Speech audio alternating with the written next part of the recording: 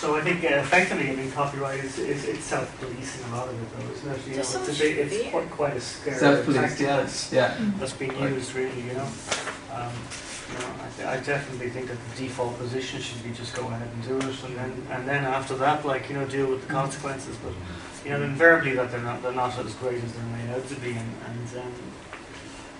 you know, again, if a culture can be created where people feel free enough to do that, well then obviously as a creator of a cultural object or whatever it is, or of a piece, you're not going to go soon either, you know?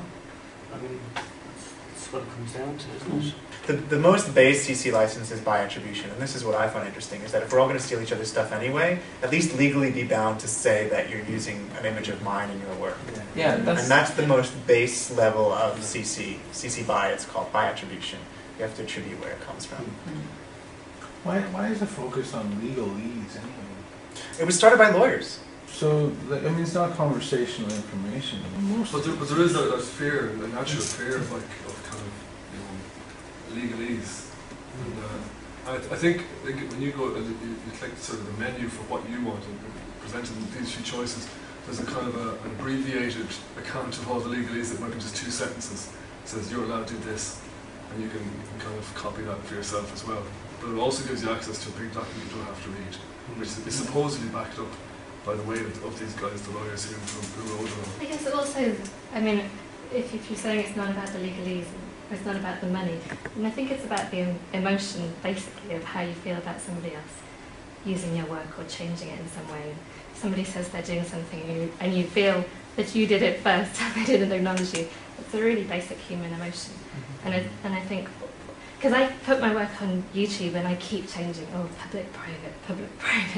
How do I feel today about if somebody wanted to reuse it? And I guess I don't know whether that comes into the creative commons, whether you get to write how you feel about somebody else using your work.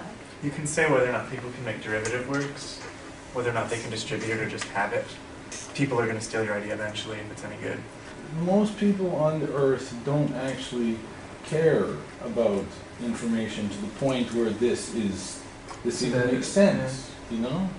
They don't even make books. They don't even write it down. So, like, okay, you know, fine, you've got these things, but... You know, if you have someone coming down on you because you've taken, you know, some footage from Lord of the Rings or something like that, and, sure. you know, you remixed it or something. Yeah. You know, maybe there's another side of it too, where it gets important, where things can be like controlled or wiped from the internet. You know, where you've got like somebody who makes, you know, goes to Congress in the States and talks about the effects of global warming, but they rewrite it so it's the positive effects of global warming, stuff like that. So I think that's where it gets very tricky, but it needs to be worked out. With regards to information stuff that you were talking about, I mean, I completely disagree. I think information is the most important thing in the world, and even in the parts of the world that you're talking about.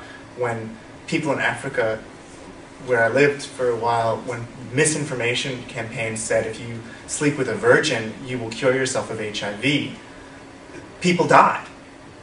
And I don't know where in the world you're talking about that people don't write down. I mean, it's part of human culture to have a written language. There's very few cultures in the world that don't have a written language.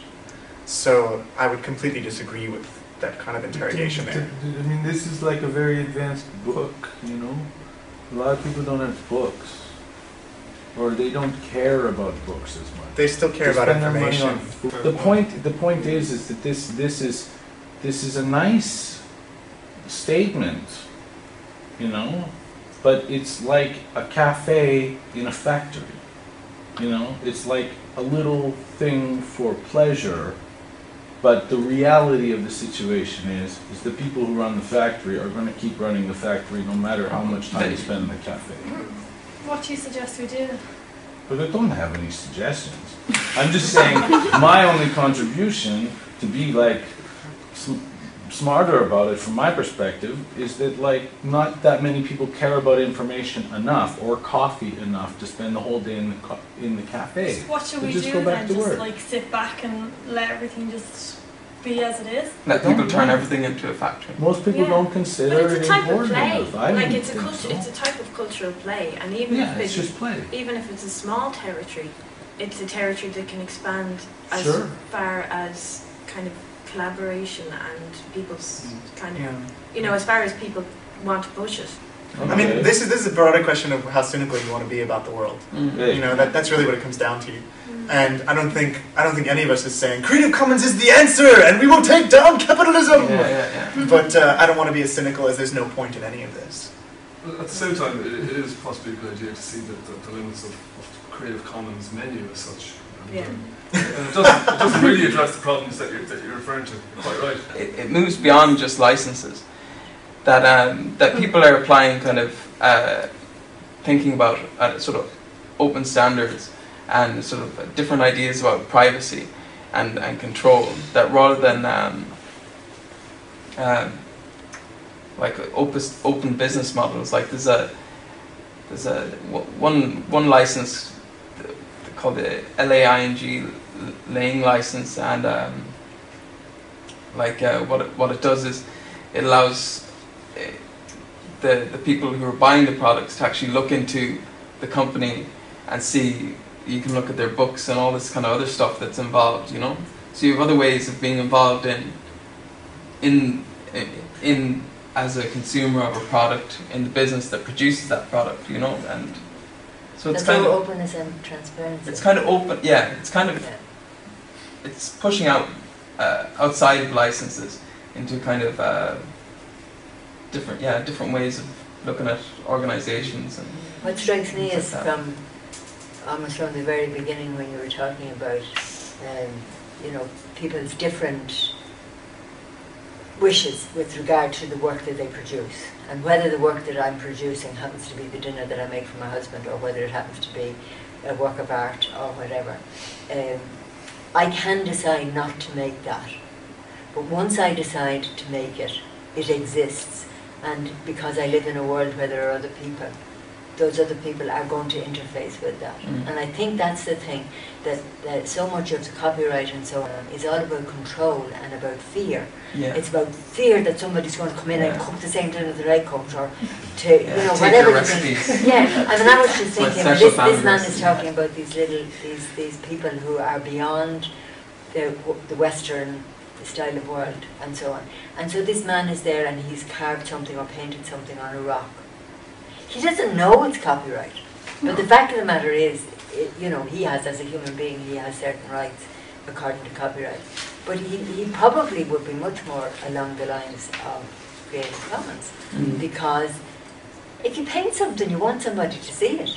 That's my thought about it. Why would you paint it? I mean, if you don't want anybody to see it, then you have to keep it in your attic. And if you keep it in your attic and nobody sees it, then nobody will copy it. So, you know, but I think we need to look at this thing about control and fear, because what strikes me about the Creative Commons is it sounds sentimental, but you're talking about love in terms of relationship, that people who have something want to relate to other people and share it and whatever. And if somebody takes it and copies it or changes it or whatever, they're not reduced by that, because they love themselves as well as they love their work, as well as they love the human race. And people like that don't want control. You know, and control is an awful drain on your energy. You know? I think maybe, you know,